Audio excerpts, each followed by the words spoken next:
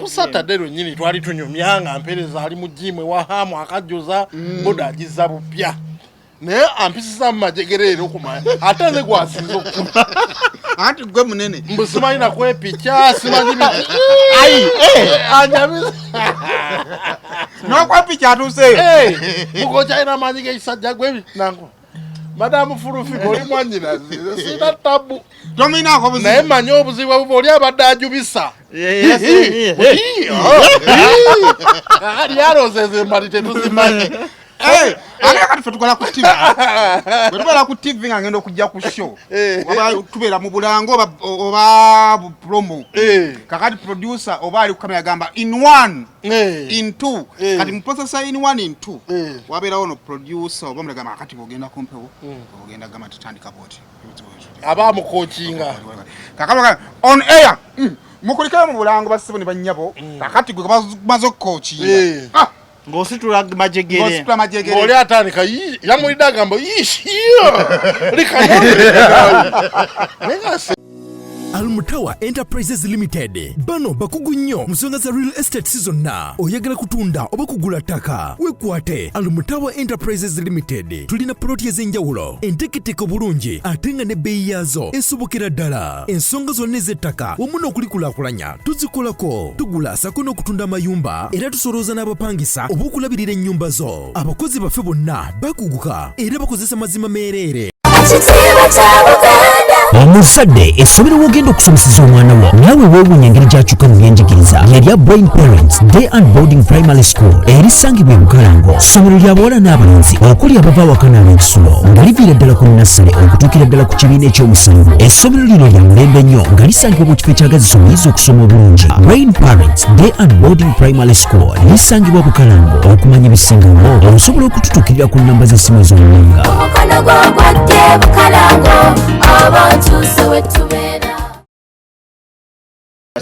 kakati ate mbadde mayoso bakugana soda kasita watabia okona onyo kati onywa soda ku soda naye banamala mukugobako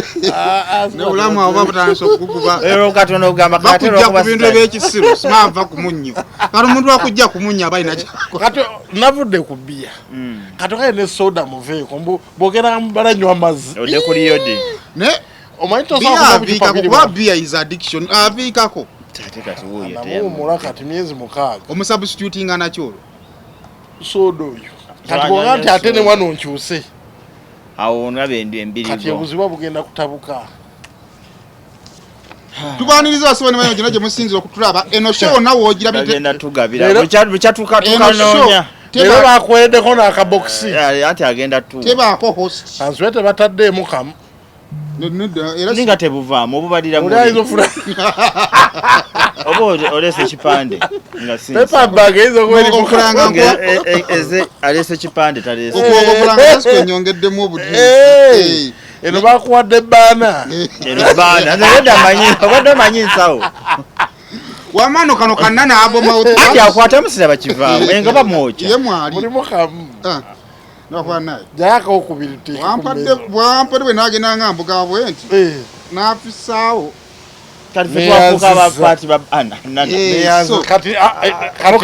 tugenda kabanyonyola nana mouthwash habo mouthwash ebani seeka kalungi nnyo kali habo director wa nana yalaba luli twali tukola ki tukola wano tukabasaba nakusiima yasiima mukasa oloza bya ate nana akikubidde wa ate nakalabirawo era omusajja ne mugamba lule akantu lwaki tekali ku seti nesente zikutuusa awo bakati era mubuuziza kati tunatandika obuntu buliwa sikwegenda obutumomwana omanyi tulina okukolera nana tulina omukolera nana habo mouthwash kakajino kiri emitwalo 12 mugenda kukola muti gwereeta fe tujja gikutulamu gwe gyonna gitukwasa 12 mukaaga gwa bati mukaaga gwange kakati mugenda kukola temumpadde zaakuleeta ate zosigaza olede otemyeko kati otemye obaze tukola olowooza wabadde ojjoozaawudde Seka wali musanyufu amanja temujja nnyo Seka wali musanyufu basajja abo balanga brandi zaabwe abaagala kubasuuta busuusi kakati ndoza wawe mwaka kwatana agamba ka supplement ye yawuliranga ne nakakosaako nakagala bwoba olekaana akamwa katereza abalina obumo buli anirule harufu okuba mbote tusaba anirule esigale mu character si mu kamwa kale tukimala kunnana kanunga tobwambalira ku mpale yako ate yo jaya black red tachono oliwe mwe mwasimbye emiti obo tewalaba ne gundi omulangira we Bungereza nga awasa era yakambala ku red ceremonial bade mayibana bibasimbye ebitooke nakyo si kibi naye musajja ensukusa yasimbye meka yasimba kimu kyokka anti era wali osimba mu kinnya kyolaba struggle ya kitooke kimu ani bwe yasimba ekimu naffe ne tutandikira olina kukifaananyi ng'osimba ozatuwaayo ku pica ng'okisimbye kati wagendanga n'ettaka era omuntu alabe kati ate abanuupu bammanyire bakuvume bakwata ebyenda bayize bwe bati naye nga gasineerabira nina ono mwana yeerabira funa ekisero tatutambule nakyo nina omusajja wange bamuyita Kakooza ali mu komere y'ekigo bamusibiraki akola Uganda eno mukomera gyakolera naye aluka ensawo zino omanyi ekyamusibye ekituufu kali ekirungi ali muki mukomera ekyo kati ali asavinga kakati waba asavinga mukoti byakola ki naye nze kyenayagadde nti bantu bangi babeera mu komera naye nga singa nfuma bagenda kumpulira ye yagaana ebyo ye kyakola aluka ebisero bye shopping bags ezo nungi nnyo abali ku cinema official njabatira ku Kataweezi so kakati banne musobola okumbuukingako ebigundi atunda embitunde ze supplier nato birese twadde tujja screen kweri akwana ndi binene nabyo binene screen biteekako omuntu eyekolera yetagambwako so ayagala kuzza bana kusomera ngenda bazzaayo kadojja kutuwa kusoma kati nkyali kuzanga naye kati munyambe kweno sho tugenda muteerawo ko tuweereze ggumu tulabe engeri gye kikola kiti kitambulamu mugamba ogenda kulambula abasibe na kufunayo bizinensi no mnaye simanyi nafuna bango yite mukisa wakigwa mukisa batuweereza abantu ba nnyo naye oyinza okumaliza nga tofunyeeyo a particular group of people identifyinga naawe ng'olina abakulaba bangi naye nga toyinayo bantu ba identifyinga naawe kati nze nakizwa ku TV abasibe luzira n'ekiko batulaba nnyo nkirabidde ku messages either olinga abadde avuddeyo n'abayitaawo nange juzi wiiki ewedde bati yantwala tuyambe omukyala erukayo eyo omukyala yali mulwadde naye abantu bampereza message bane mu inbox nawe oyambe bane munve mu bintu ebyo mbirekere oliyo SB4 yaba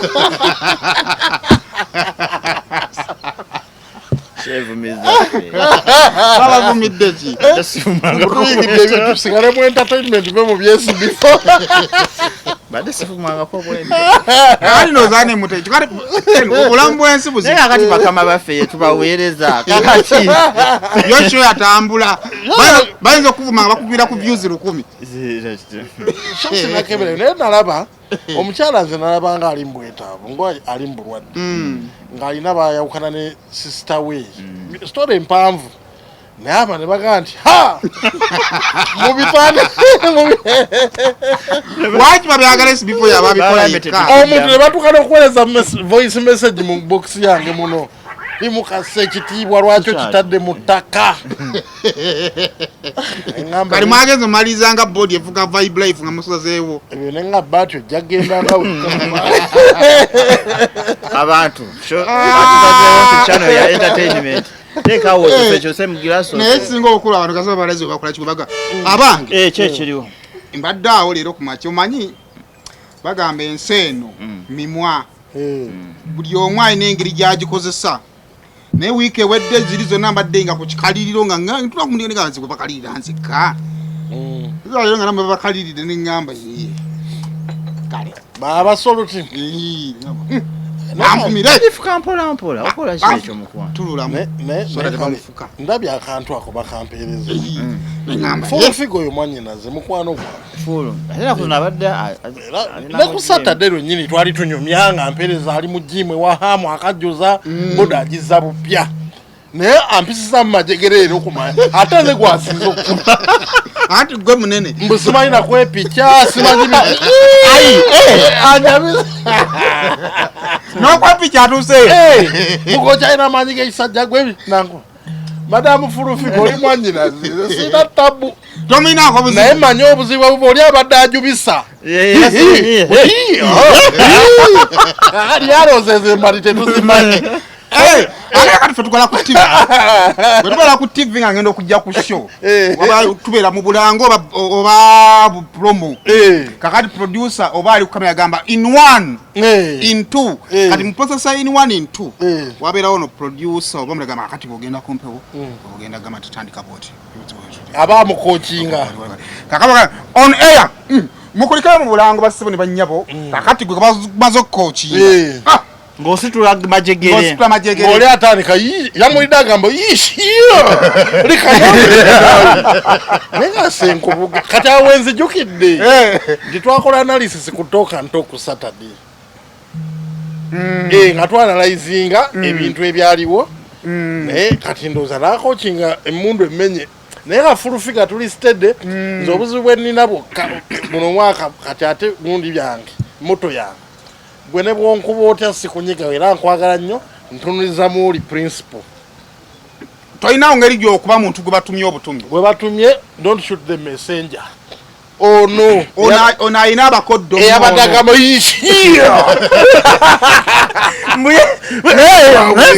obulokole bwa Senki bubuusabuusa kati awo yeewuunya ng'atamanyi ng'atamanyi kigenda mu maaso tuyogambye omuntu ayogere Senki omusajja omulokole okola otya ekintu bwe nze kati saayogera bingi nze issue yange yali emu mutabani we issue yali yasooka yava mu ati nga bwe yagamba ne bamwegayira did that happen obuzibu tulina nti abaaliwo abasinga okumanya bali tebagala kola participating n'agamba ye mu video yemwe najja nti yagamba nti alina mutabani wakola masters in whatever obaagata ebintu bingi eyo video weringa nti nze have my son era akoma kukola mulimu gwange ali eyakola batugamba nti abamanyi bagamba ali German yakola masters in whatever ebyo okwotinga mu kwotinge mu video wali eri kakati awo kati wakalako enayogera akampisizaamu eggali nefulu yakusituddemu sendi yayogere sendi namuvaako yamuyiseeko kati n'alyoka nze kati sikasukuye namugamba babagoba ku radio kekake yayogedde naye mbanga mini nze gwe yafuukire andozoda gwe munene gwe balaba nze nayogera abantu wali basirika walemerako nnyo naawe kubanga ebintu byali bikwata ku bantu b'empeereza nze empeereza abantu okiraba oliwo ku lw'obulungi bw'abantu kwadawulira kati nga masters in whatever yebeera etya kituufu ddala Senkubuge yava mu ati ne bamwegayirira dde bebuzo baani abamwegayirira abaana ewaka yagamba bali mu bantu then akalako ennabuuza bwe yagenda mu passport gundi mu driving permit control office ddala omukyala yafukamira namugamba nange bannesenkubuge ozibwalo era nenyogera olwo omukyala yali yamulaba mu kigenyi agenda Sergeant Mpima ng'alaba kyatalabangako ndowooza wabuuza n'obuuza lwaki teyamala kolesi ya bukulembeze wagamba yakubayo campaign nabuuza n'okubuuza ekya president akyesonyiwe mu video agamba Sega wamuyita president we era bengasika ekyo si kituufu kyokola okumuyita president we waawa naye yesimbawo mpozi nga wa federation federation eriko president waayo kakati kenza tagakita kakati yesimbawo wiiki emu oba mu drama mu drama si ye president BK Benoni naye tali willing kita ali yakita tebakikupa ate kati sijja kulwana ntalo nyingi sendi yagamba ku show yennyini gwe toddamu kwogera bintu abatulaba muni omumanya tukolera mu buvubi obugubi bw'amaanyi nnyo mu kaseera ak'obugubi kati bino bitwasamayasama ngenda njasemera ku omwana w'okkabira ani n'obuyingire abaana b'okkabira beekolamu akagubungo ku mande era naye najja n'aseesaamu naye kati ekyo kasannakibone nga kati kiisiise kati sikyalina kipya kyosobola kunvuma Kamili ayimba akayimba pita mu bububi bungi nnyo okufuna katono kendyako kati tuyita mu bububi okufuna akatono ketulyako n'okubaweereza mu abali bwe tuyiya tugende tubaweerezayo ne mutuvuma naye ate bali be bakola amawulire ffe ne tugalaba ne tukabatuusaako wano wakati muteeka obudyusi mu kuweereza bw'okakomentingako ne bakuyisa mu majegere naye kaakati naye abantu abadidde amaloboozi g'omusumba abadijje ne mugazanyiramu bu tiktok badijje bakutte amawulire g'amusumba amaloboozi gonna Kanani Pentagon si yannyoko ne bakamikisengamu wajiwulidde video bungi abaana aba tiktok n'omukulu nalina ke yakoze namulabye sound wali kaza sound abeerawo aba afuuse public wakoze kaluwa era abuuza Pentagon kana wano babuliza nti Pentagon yannyoko ng'omukulu mulemu ali akamimikinga kati ye musumba wamulabako nali ngenda okugenda natandika nga takyabeerawo ayagambye security bamugambye abantu balekerawo okujja nalabyeko gundi Samone mujadde akolaga nti bana abadde bajja okunda temujja but is now okay naye ndooza simanyi security yadde recommends it might be right kwa abajja oyinza okakana ate nga mujjiddemu bali so ne bamugamba abantu kati balekerawo okujja ennyo mulaba era tebajja ate kati ne ku kyakya abeerawo osobola okumulaba ng'ali katuuti gwe era yagambye abagala omulaba bajja kwano ku kyaki abamu baba balese bujjanja tebajja waka ate era obujjanja tulina time y'ekirabo I think as a security kyayogedde kituufu tomanya abantu bajja gwe lwaki oba ogenda eri ewaka ebirabo kati oli bwajjanga musawo ng'agamanyize kutunga pasa atali ku level yakunoonyeza ddagala nga bw'oyagadde is beyond that level ate nekyo kikyennalabye lwakuba nti pastor in packaging ye mega people bava ku package bava ku message ne badda ku packaging so packaging eyinza okuba yombi ate ku myaka gye omuntu ali 50 and above tuyinza obutafuna budde bumuyigiriza ngeri ya packing abiki bigamba pastor akona de kyataano agenda nga mwalimu 5 nga 5 atano mwena atano mwetana muyadde obuto yafuna makula kati oli yali amukaddi simanyi niwe yagambye oli ayogedde kirate gwe nze nakubona mulanga ali makula yadda buto yatandika okunyirira mulaba aizo we yafuna peace of mind obufumbo si bwangu bati ndako wase kituufu ona yawasadde akimanyi it was a hustle omusajja agambye linda kumpa andi oli amayina agamba ndi mu biwundu mwebya kyeyerabidde nti gweoli musiraamu okyayina yeegi embaga 3 ogumu gwaggwa kakati abantu muve ku packaging mutwale message bati atasona ku Pentagon obanja yaki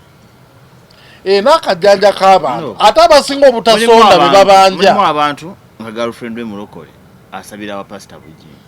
ng'ona facilitating okuva ku transport oli zaana alya ne zaana awaayo mu kkubo tekitegeeza nti abeera ataddemu abatatadde mu Pentagon abatadde pozi mu triangle indirect ata oba osonze kikyamu kyokka kyemmanyi omukyala girlfriend agambye ku Pentagon tuwaayokko nabadde ne kanso omuhumuza era ndooza ku Vibe Life waliwo session eddako ayala ku educating abantu ku amateeka agali basic agamu waliwo edda bwe twali tusoma satwala nnyo amateeka tasoma katono olwo bayita law of contract oba kati bagamba nti kasita oyimirira for example ngena kitwalira mu music waffe gwe tumanyi n'okola ebipaane n'ogamba mukasa ni national cricket oval oba okoze endagaano n'abantu kuba obayise bajje bakole ki babeerewo era kigenda obubi mu sheeyo nga ffe tutera okwogera ku bintu balina right egamba kino kyabadde kibi kyabadde kirungi we have a contract with you ategese okritikinga ekintu kyotutegekedde kuba okoze endagaano ne public wayita public abajja kizibu baawula n'abatajja kati opinion ebeera standinga pastor bw'aba yagenda n'agamba mu katuuti n'agamba naye musonde tusonde achikolera tusonde akoze mujje tusonde gundi Pentagon ebyo no encha bikuvumya ate kati nakola kinina okukola kolera abantu kati nokola nze mbabulira bagenda basoma amateeka tuli mu mateeka kasi toyimira n'ogamba nti bannange tusonde Pentagon kyaki eno tugizimbe nga Bugembe bwe yakola abantu balina okujja abaasonda ne bataasonda abaawulira okujja ne bakritikinga nti owaayi wagamba tusonde naye amataffaali galuwa oba ekintu kyonna ekirala kyogera kituufu nze kyemmanyi nti bwemba ndi mu kusondesa abantu omukolo abantu omukolo oyinza okumanyani akuwadde n'atakoze eki n'atakuwadde naye ate bino ebyabwe mulimu abateeka mu kibbo mulimu abateeka ku akawunti kakiyinza okubeera ekizibu mobile money mwangu kubanga osobola omanya sente kyezakola ki statement esobola ofuluma nikati waliwo waliwo ab'omu kkanisa ab'ekibbo kakati oyawula otya okumanya nti ono yampa ono teyakola ki wadde ate osobola okumanya ataakuwa omuntu yavuma abadde nga ali against okusondako bw'avaayo n'atandika okugamba nti oli mu kubuzaabuza Pentagon teweetaaga kuddayo kugamba oba yampa oba teyampa because wakola endagaano n'abantu olaba kati nze ngenda tandika enkola bwe nzija kumbagayo n'ensonda nentekayo mutwalo gumu ng'oli musajja gwe twaba mutwalo kwesetawa gwayawukane n'omukyalo oyo ngenda mugamba mbi tukooye okubbibwa why are you separating with the woman we contributed money olungo oyagala chekiza badingane obansirize sente zange lwaki baba tuyita okuwasangana bagala tusonde mubyere wamwe batuuka okwawukana tebatubulira tubuulira nawe nti kikola kyali wammwe najja na amanyo gakuluma gaguba oliisa ludda lumu gakunyenyera bosaayi ekyokya oba ekinyogo gagasanyalala ebibuno bijja omusaayi galimu ebituli tokyalya nnyama senyesa nana habo mouthwash gwe tukomezaawo mu ccupa empya enyigiddwamu ekigambo nana wansi ne mu mbiriizi kakasa nti alambiddwa bw'atyo gwe bakuguza musange mu supamaketi ne famasi zonna era yawandiisibwa National Drug Authority. Omuzadde nkwanjulira Garfield Schools Mpererwe emyaka 14 gye tumaze mu buweereza tulina obukugu obusobola okuwa omwana wo kye yeetaaga wano ku Garfield okujjako okuba nti tuli bannantamegwa mu by'omu kibiina si we kiggweera kuba tukimanyi bulungi nti Katonda yatuwa obusobozi obw'enjawulo abasomesa baffe bakugu ddala era omwana asoma bw'alabako bw'otuwa omwana wo tumukuddizanga mujjuvu ebyeddiini biri ku mwanjo nnyo anti mu kutya Mukama amagezi mwe gasookera tulina entambula eyeesigika era tosaanye kweraliikirira ku byakwerinda bya mwana wo tokutogera mwana mwangu yeeka afuna omukisa mu kifo ekiteeketeekeddwa obulungi Garfield Schools Mpererwe every child every chance every day. Abatawanyi nenyala kwaza mukazi yala kubeera wabuvunaanyizi n'ogamba kampichali wange akole ki awase obiwulira na mu ŋŋambo nti bali baayawukana kakati nga mwefunamu nga 10 yawaayo 5 yawaayo akakadde nga muli mukadde nga bumeka 10 nga mugatuddize ku ssente bonna mukazi n'omusajja awo twawulidde mwakoze ki mwayawukanye bale tusaba kuzaffe ekyo kyo kyetaagisa kuba abantu baawukana jasi biteebi bayiro kasi totandika okuyita abantu mujje tusonde ngenda kuwasa oba okoze endagaano n'abantu mukwano gwange nga bagula ekirabo oba baguze aba microwave nga awandikako eno emabega if separate return to so kiziyivu hakimu ebunziza microwave yange yekabaawo wali kuba nagibawa babiri kati mwawukana return or separation tukunga abantu abasonda ebintu ebikalu ku mbaga mutekeka wali omusajja wange Kayanja Ibrahim Kayanja aina company bayita Creative Lens bakola artwork n'okulebolinga biki tujjaba esimu omukubira n'akolera ka placard emabega ku kintu kyonna ky'oguze no ka sticking on separation please return this item to donor erinya nalitekawo n'enamba muleme bisi ate yabawa byamaka kati amaka on separation tingati babizza nze nsoosayo omusango bubbi bane mbana kiwandikako nkubuuza tewakisoma ate tujja tukyusa n'omusango ogwo remaining with things by false pretense mwefudde oba tokyali muyinza okuba mweplanning What receiving by receiving about money. Remaining with the thing item retaining under false pretense. Ekintu kya miss and misses. Ati buli omu yagenze yazze mu bulamu bwa buli. Bitwa binakuwa nga miss and misses osigaza kya. Gwe bimpe nze ndabo mu kubabiri we mba nkyagala mu mbere nabyo gwembiwa. Okitegedde. Bwe balabango nga kibazi toweri nga kakati bade tusatandike bwe tuti. Ate mukoleranga mu kifunga Gevaini wano. Kakati oba mukakasa nte mukyakisobola mugende mu hoteli mwefunisa olubuto. Echunga kivao. Tukoya abantu. Mpoza atendo za kye tunakyusa mujja kwogerako ne kanso mummuza. Baba alina omwana. Ebintu birekere omwana kuba ye product ya marriage. Bwoba temulina byonna return inava manyago no mwana. Aka obuzi bantu omwana tosigala nnyo n'abakazi ara mukazi amaliza bitudde. Era kasitaba nga mwana wawe. Era kaloba wamu. Ebiyamba weba guni microwave. Ebugumya amata g'omwana. Era omwana n'aganywa. Kati ono omusajja abatava mu bbala talina sigaza kintu kyonna. Kuvoola bakazi kwawukana. Nga Uganda bwetu bwekola ki? Namu kitambula. Januari agenda ku speed. Lero naku za mwezi 22 naye ma. Egali ziyitayita. Bisi yabadde akalidira Bobi Wine ebibuuzo. Video wagira. Ku Zoom. Nebuzo tiyadi bisibula ko byade mu luzungu obuzibu mbuli ku luzungu. Bobi manga yadduseewo. Yajje data Uganda one network. Yade online. Zoom. Never. Yazze mu kubibuuzo. Yabizemu. Yagambye ati. Bamubuuziza nti bakuwa permit ekukiriza okukola ki? Okwekalakaasa. Nga bagiwaani mu Uganda. Neba kyamuteka okusaba okwekalakaasa. Otegeeza ku poliisi. Kutegeeza Yes, teba permit. Otegeeza no kyabadde abuuza kyawukana n'ekyaki. Yadde alina omugolana mu Uganda tebagaba permit. Ne embere osaba poliisi. Notify the security. Did he notify? Formally. Yagamba bwe mango wedde speech yayogera. Yagamba talina ku notifyinga. Police inotegeera. So I think formally yali takoze. Nene ekirala. Kuno tekwali kwekalakaasa. Yagamba kwekalakaasa n'akungana abantu. Waliwo ebintu bya mirundi ebiri kyeza tutegeere. Demonstration. You go on street. Right? Then there is protest. No.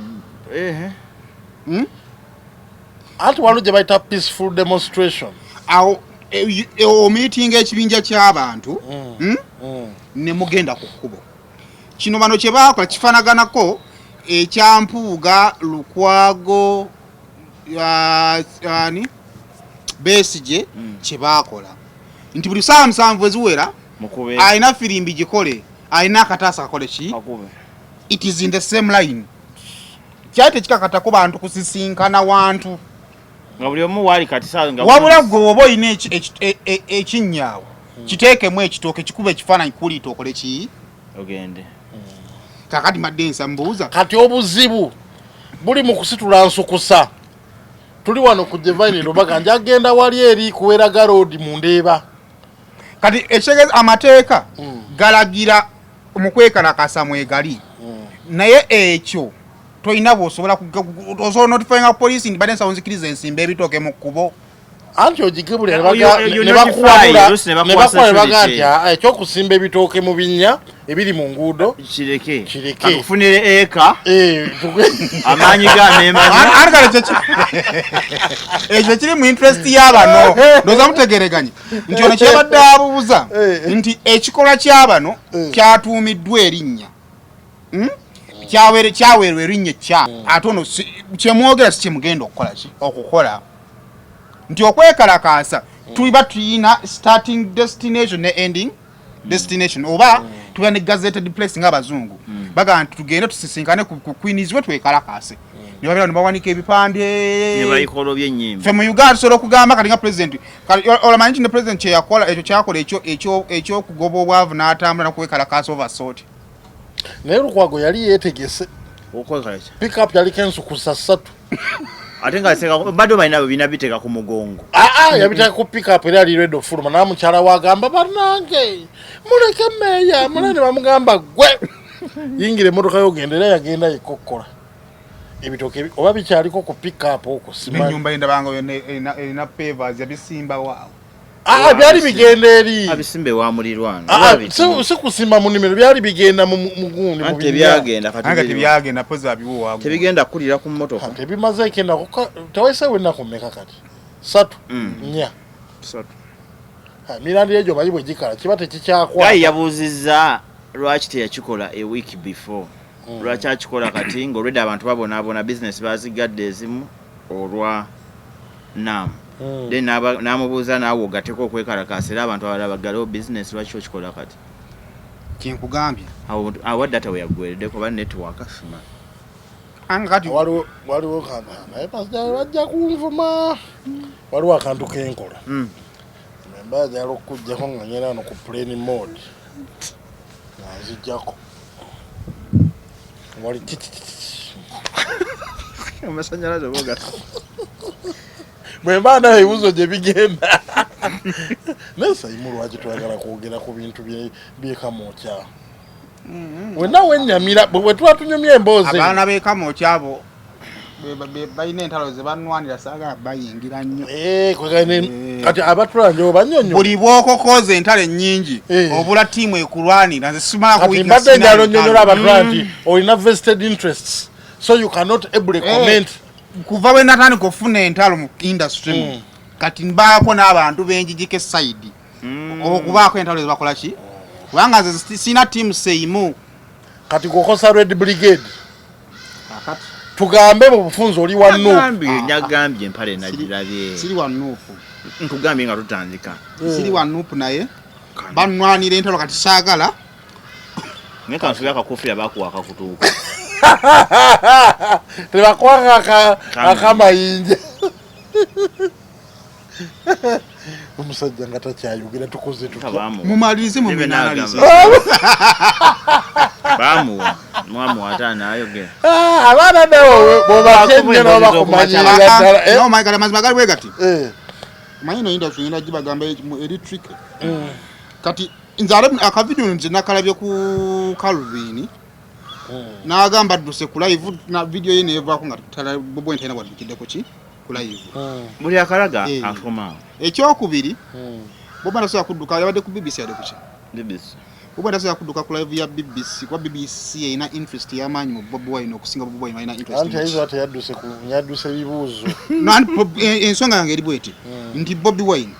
bagenda okugenda ku interviews ezo nga bamanyi ki ekyokumubuuza oba ontegeera abamubuuza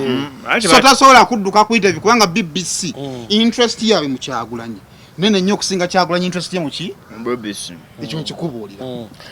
wabula problem yavudde nti bano ekintu ekikola kyabwe kye baali bakola bakiwa erinnya ekyamu bakiyita batya bakuyita omanyi Oluganda lugenda ne lugatta ebintu byonna twakuyita kwekalakaasa era Bobi Wine aba kuva waka yali agenda kuva ewaka agenda obekasanga tewali ekinnya asimbewo ekito kadde ewaka akole ki kati ate lwaki yagenda Katwe ani kyenkugamba ani kati wandiyaddukabudusi naye Katwe wali ki ekitooke kati bwetugenda mu bino ebintu by'okukunga abantu of course olina kugenda wali numbers naye tugenda mu bintu by'okwekalakaasa ne byetulabyeko besi bye yakolanga na biki kati wokutuwaka kuyinza okuba okwekalakaasa omanyi kyali alina okukola yali alina kusimba kitooke ku Bobi Wine Road yawo kiba tekikola ati wooli wogaye nti wooli olina okukola ki n'olina okusimbira awali abantu nabo ne balaba nti n'osimbye nabo ne bakola ki mu kwekalakaasa yali Bobi Wine alina kukeera n'agamba tugenda tusingane ku Square tugenda oba ontegeera n'okuno kwe tuyita okwekalakaasa baali bava wanga baddawa miliyoni maki yali amanyigidwa nti tutambula kuva ku airport paka mu kibuga n'abya abaana nga bamu nga tebajja kgenda waliwo omuyayi gwe nabe ng'agamba ssebo 5 tutugamba ebyo twakubuuka nera n'abaana badda mu musajja tebakyamutiira ddala andi neddamu kati mu Uganda nina bagamba ekyo kimu Bobi Wine mulimu gwani gwa buli atalina mulimu abamufunamu ssente Bobi Wine kino sikyogera lwakiri kyenso bagamba kino nkibunkulya reality Bobi Wine is a living kuba talina miki gwe kasobola okuba nga osobola okuguma omusuwa n'omuyingira ogwo mulimu nze kyo nkikubuulira gw'obanga osobola okuguma n'otulikodingirayo vidiyo ng'osobola omuyingira ogwo muki mulimu ng'ani akusasula nze kyo nkubuulira gundi kati problem abantu bali disappointed at one point problem oli n'avaayo nga motivation gy'alina ani akati kambuzeyo ekibuuzo akuba Bobi Wine essaawa zino ebizibu byalina ku ggwanga lino byaggwawo bw'oba olina omulwadde ng'ali ku kitanda nojja n'okozesa panado n'agaana okuwonya concentration ogiteeka ku panado oba onoonya ddagala ddala likola ogenda mu pharmacy kati buli bwolaba omuntu ng'avudde ku panado akozeseza ku panado nga takola concentration n'agijja ku kunoonya eddagala eriwonya nadda ku panado ne panado oli musiru nze nali manyi nti panado enkumira ngenda tereera either oteyalina mulwadde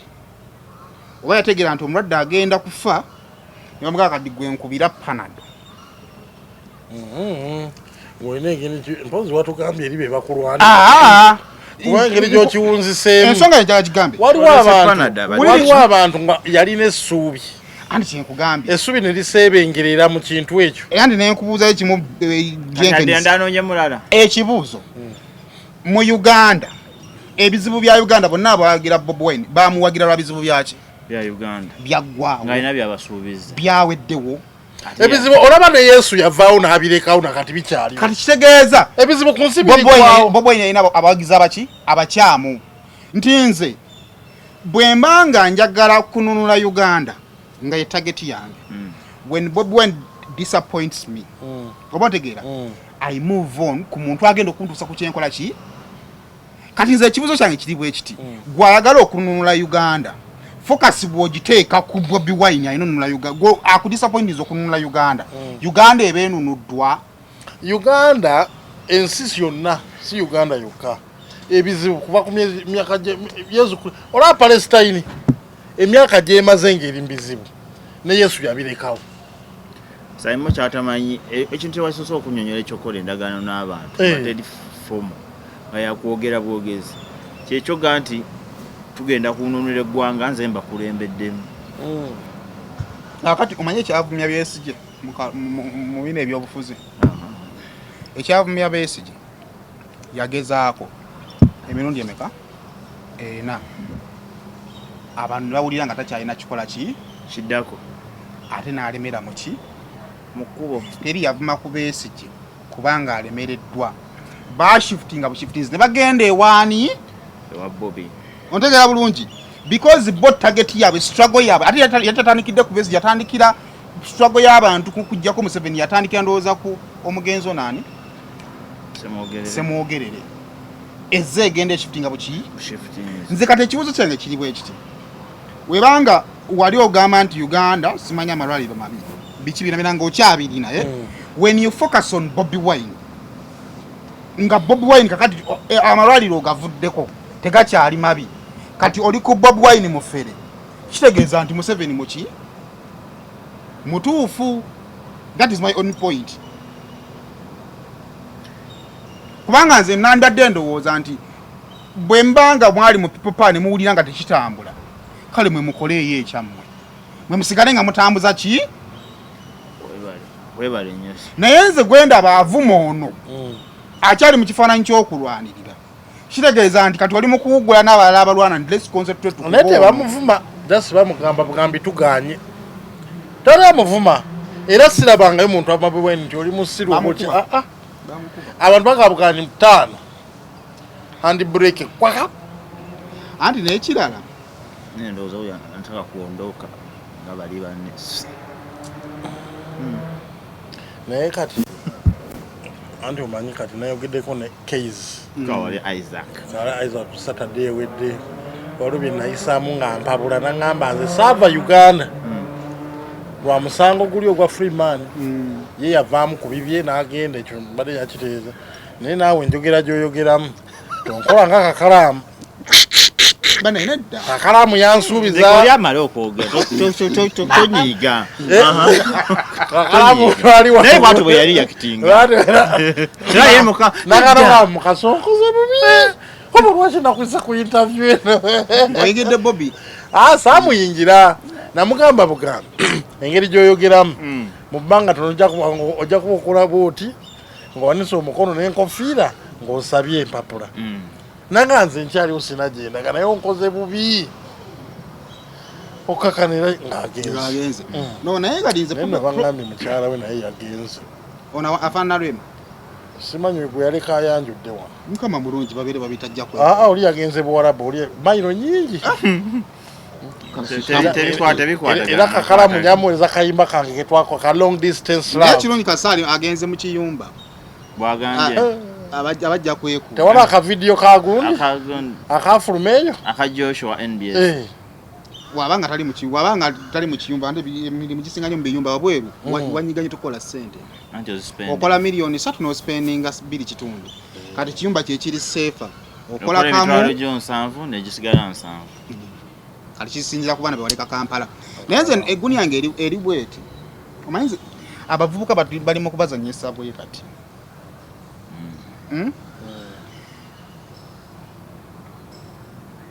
nga bwe tuli wano at least ebintu ebisatu ebyobulamu tubirina tusobola okufuna bwe tukola ki bwe tusula tusobola okulya n'okuweerera abaki ebintu ebisatu bizibu nnyo kati abavubuka bano abali ku social media ate ebisatu tebalina bifuna oba ntegeera kati nze ekinnuma kiri kimu ti omuvubuka olw'ebizibu ebiri mu mutima gwe byawulira bitali answered oba ntegeera kati ate muvubuka y'omu side endala gwekozesa oba kitegeera okufrustratinga ekyali kubanga ono yali leader ono yali captain mu captain naye ekyamupushinga nga kyali kizibu kye oba kitegeera nti kati nze problem yange egenda okumalirizanga omuvubuka nzi ngenda maliriza nkozesebwa buki nkozesebwa bukozesebwa oba ntegeera nkozesebwa yabadde yakozeeko bwati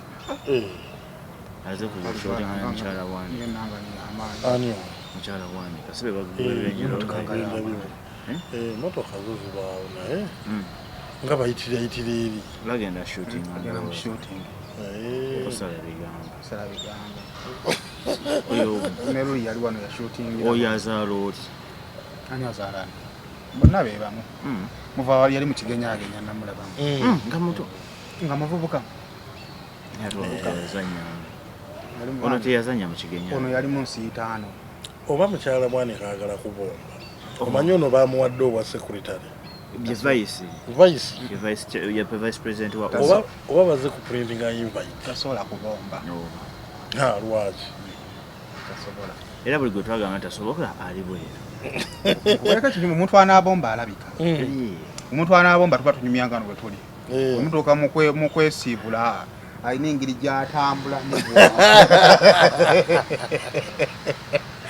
kyekiri ku Frons Music Frons yani katale yani kando simanyi olinga mebawukane ekintu ejja kukubira ku bonna bagende bagwa omulundi mbajja kakasana nti balina kye baakoze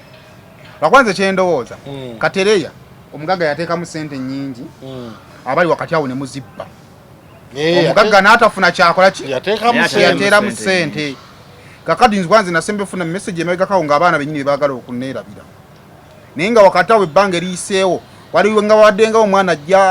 awegeeta n'obutwalo 10 oliddenga bumeka si bungi 10 mirundi 4 ng'enaawe etegeeza ekintu ekiri wakati siina kyenkiri wakati nkiri bbali so kakati omugaganuza neyeekyawa ne bimutama ate bangamba ba yalinako akamu bakaali ka girlfriend musajja mufumbo nawe mugambe babaŋŋamba abantu boogera asazi balema okulya nga bakigaana nnyo n'anyiiga n'agamba alina mukazi we ekirungi fero tetumumanyi Feron Music simumanyina bwafaanana nange namumitingako ku gundi ku Serena bwe yajja n'atumiitinga ne ku gundi ku gundi yaabwe ataddemu ssente nnyingi alina n'egundi kifo kyazimba ku lw'egundi kulwezira obwawo ate nekyokubiri ababayambangako okuzimba abaana nga tebamanyi kituufu kye baagala babaleetakokko mu nudite ojukire bayambala omutwe obungira maapu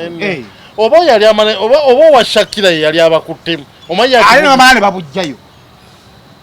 ekya nudite kikola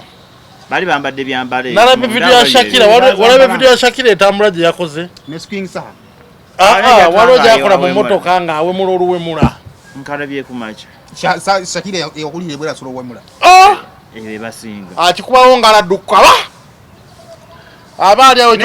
nabali manyi nayimba naye nga ndowooza oba atanyumya bunyumya oluyimba nti kati luli muli yadda akkatiza buno obugambo bwateeka buzito mbuteekemukko owulire siteeka wano ebulaya batulabira ku TV ate abaana b'ebulaya tebamanyi Luganda nsooka kateekawo anti naye wadde akiro kiwona ekimukanga nemusanga nga osanga YouTube eriko gundi translating omanyiza oli nalinga nkubangawo nga bwenjagala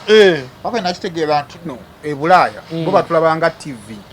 babeera ku TV tebalina budde kyobala tisendeze bulaya nnyingi era abantu b'ebuwalabu mutukwate bulungi of course wali atuula n'alaba ebimunyumira ga TV program teri webulaya alina budde bu commenting ekyo tiba commenting tubawa ku TV abeera ku TV abamasimu be ba commenting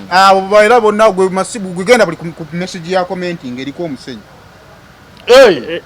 dust sand kabayombere ekyo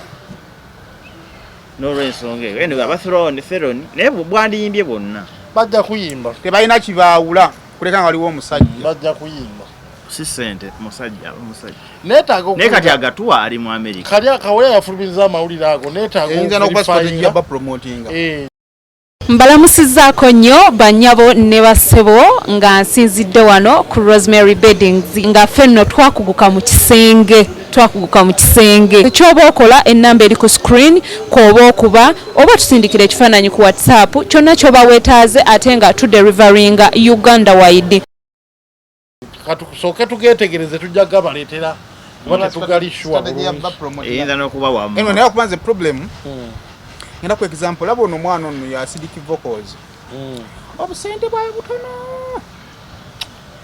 naye strategy oba ntegeera nti upcoming wajja temutafulumya nnyo baali balina era oyo acidic vocals akiisa nnyo ku sitane ku UBC wali akola ki akiisiza nnyo ku sitane ku UBC awo naye mwali mu bantu bw'ogenda mu bivulo omulaba nga gyakola ki bw'olaba rate ya ssente bakama bezi bateekamu naye mu bantu kawaba ono omwana yeekomba ennyo bemima tegiriggwerera vairota yeekomba nnyo mwana yeekomba oli naye enteekamu yaabwe ntono naye at least omulaba nga mu bantu akola ki mwali kati strategy y'abaana ey'okufulumya ennyo ekyamazima music bamuyina vairota yayabya kayimba kashiba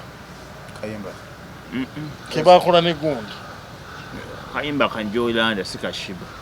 anti kali kashiba yasooka okafulumya oli mu kuwanvu ya mboozi akayimba ka tubeere ku Vairota beera siriya teriyo version ya shiba bwe muli ate temufuuka kizibu olumba lwali lwa shiba ate lwali lwa shiba shiba yali yalufulumyamu dda Jeff n'alukwata n'alukola ki shiba yakola nanyini luyimba yasalawo gwalu shiba yakolera Joyolanda lwaki musango akondi lwali lusobola oli yali avoicing dono shiba yakolera gye bakoze gye bakola bavairota bagita rendition nedda eri yali demo shana omuntu amazima oba aligakola ati oluyimba lwali lwa shiba oluyimba lwaki gwogala mbu tisirulwe oluyimba lubeera lwanyinirwo nga lwe lusoosa ofuluma bano bebasooka ofuluma bebasooka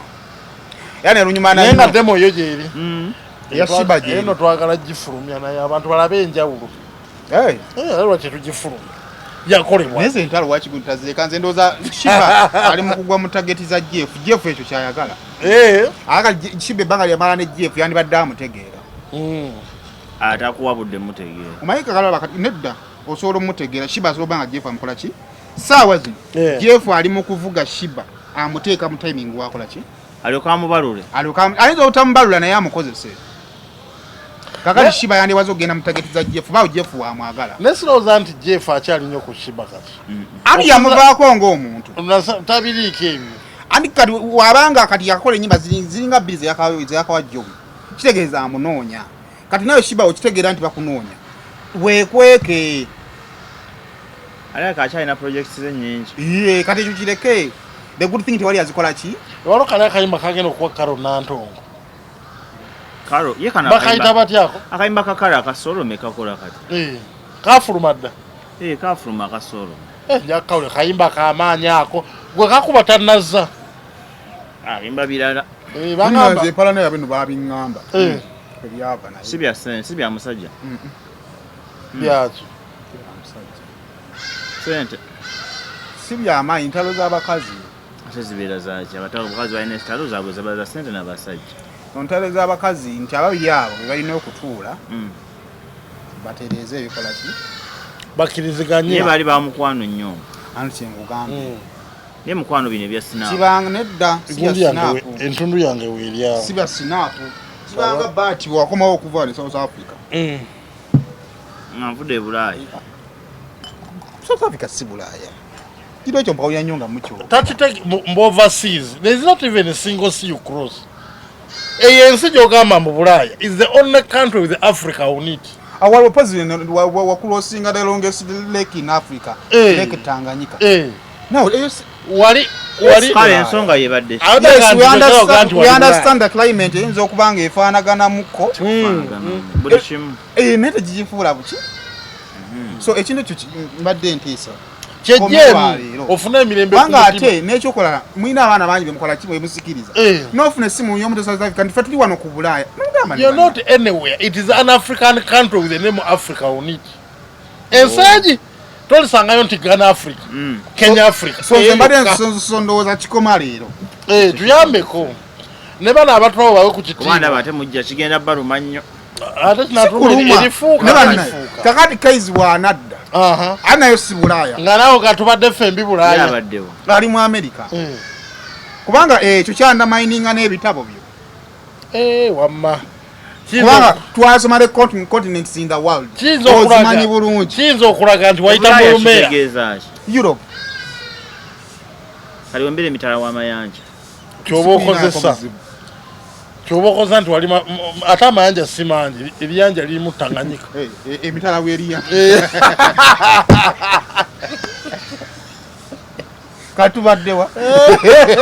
anti mulandaga muva ku byatuleese wano ne mubula kunonooza notereza sebe ne munonooza buli kimu Shiba Joyranda obuyimba bwe bwambi yafulumiza ennyimba 3 ku Friday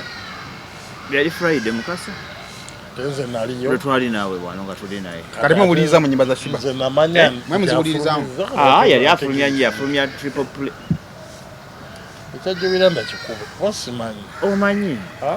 mukama we mumanyiganye bulungi wankosa botyo nontwala erukanya kati era onteeka mu bintu ebyo bibimu nakutwala omukuyamba ndowooza bigambo mwagenda kukola tukyuseeko mu content omanyi okuyamba abantu kirungi okukola CSR nga kituufu okuyamba abantu kumbe oyamba bagenda kuvuma waliwo oyo owa mu America yampereza voice mu saa 10 ez'okumati mukasa wakoze kyaki ekyo tosiima nnyo byokola naye muganda wange banaye nina conferences nyingi nnyo nga bwala ku squeezebacks zange ezo mugende eyo mu apply nga bagala okubomba muko manyi Uganda conference iludda Canada na conference kuno ziri 3 ndowooza nina ya sports nina ya business nina ya substance abuse so zonna mugende mufune invite okubera ku squeeze ati abalwadde bagundi benjaga basaba eyo ne bagenda kwera nina ekyo kye baŋŋambye nti conversion gundi ezo muzigendamu naye n'okumibwa visa gyekola ki gyekuli of course by all kakati okwanguya ku mikisa gyo genda mu kyomanyiiko kubanga oba ogenda ku invite nga yabyamiza nnyo kitegeeza nti bajja kutambuliza era nnya ekirala kye banyinyonnyola waliwo gye bayita QR code Canadian government bw'oteeka conference ng'eyo bakuwa QR code etegeeza nti oli legitimate and verified bategerera ebigendererwa byo kati bwogera no subscribe nga muka conference akamu waliyo bwa briefcase kodi bate balina tosa bisatu byo ngende munda la kasa ziliwo nnyingi ebyo byebyo banenza Nwaji wamona Jackson yakoze interview ya Nwaji naye yambuziza ebintu ebitakwatagana omukazi n'atuuka okuvuma buli omu nibi Nwaji and I don't think that Nwaji is sorry yegede kyambadde ku mutima asikuziza omwana without the help of the man. The man is busy getting married everywhere. Left, right, and simumanyi nalaba akafaananyi ng'akubye embaga naye omusajja yazaala omwana ng'omwana tomuwangayo wadde school fees za primary ofuna atewa amaanyi ate agawasa era so that you create you want to create another single mother. You already created one. No? Baire okumaking abakazi single mother afuse employment nosanga omusajja omu nga alina abaana munana bamama abenjawulo nalaba bajjo yeewa oli mu kikola for living bajjo yeewa naye ganze nina abaana 9 bakazi 8 real bad man kati mwe mukita bad man naye si kituufu kyetunalaba kumanya nti abaana bano abatalina parental father figure mu bulamu bwabwe be baana research yalaze batusingira okufuuka ekizibu bakiwagi talina ddoboozi lyavaawa era arajukira abakyala babibiita abaana n'ab'obulenzi kati omwana n'akulanga talina taata amuboggoleramu n'afuuka ensonga oli omwana oli twagenda okulya emmere omwana omulenzi omukyala omu yatuyita okulya emmere omwana n'alinnya mu sowaani yalinnyamu yaki bwe yamala okulya bw'atanga mami you take out this plate n'alinnyamu bwe batagijja awajja gimenya naye oluusi omwana alina okuwa ku mateeka ewaka ate nga mwana newaagawa kinyuma okubanga aliwo taata singa biba biganye bagamba nti kati ngenda kitegeeza kano akafo wetukolera abantu bakeegomba tobana nali bazze kuteekawo seeti omulimu gw'okukozesa interview simu gufuuse munene kati oyo akeera mu interview tv n'agikola radio n'agikola n'akola ne gundi akyakola ku radio mpozi radio bagiggala anti baatugoba wamu naye baatugoba awantu awo tampulirana nze ono kasuku sendi nga fulufiga bwe yagambye ate gwe mukwano gwe azira mukwano gwange era tomulinaako buki simulinaako tabu kuba mmanyi bamusindisi naye nga bye nayogera tebyali bibi just you know you have to question the status quo amabugo ga kato gwagamanyako ate yayagalimu senkugu ate yagamba jo ate John yagalimu tusaawa mmeka lwakuba John yaganya obyogerako yageeta senki agamba gundi John mbwe yagabuzaabuza John agamba senki ezo agamanya gonna abe pozi nga galina agabe gebeerumirako galina gye gaali gava naye amabugo eyagakwatanga buli omu amumanyi okuleka Maria gundi onalibonzire kwe yali mu mabugo onalibon Maria munani ne Sophie Gombe anti mbu wali ezaava ewa Jeno ezo bazuwa senkubuge wabundaba 5 bwe nawulira tezaatuuka kati awe simanyi kuba gundi nenzira kuba nina obuzibu abantu abadde abakambwe mu bulamu we bafa basirika nnyo nabo kibasinga nnyo wakala gyatuga omuntu ebintu ebikoleddwa ku radio yanibadde yatutira dda ku yajjako emmotoka naye ali wali nakawuka wali ne gundi radio week etuuse si 25th tutandika 25th so abantu kati nankokatute ankatongo oli amagwa ankato yali tasirika jangu omubenyume y'ekigo vaayo olinnya omuntu gambe gwe gundi wali amabugo gange omukanuza amaaso neyebase bwebase eza sizi fire teyanyeka teyebase bwebase yafa nokingamba amaanyi ge yalina yenga gundi I understand nkimanyi nekingamba nti tuwulira yekosudenga yajja n'asaba gitaayi tuwulira nsimu omuzimu gwatembye gundi balinyo tulage ayina okwaca abasakasiiso ow'amaanyi takeera mwe naye mmwe bagaayi and we sounding stupid kubanga kyamaza wotalotuka nga omugenzi nyini yanotaamu ku mpewo wakati bali mu kweruba senkuge agamba John katajja akwate yabali amabugamu benule y'ekigo atubagati yona ololo gwe ninga tuli wano oli akusindike bwono kamunguluza nga atukuba kola sino tusabe cyo anga akituko ojja kuzizezeko tubere bulungi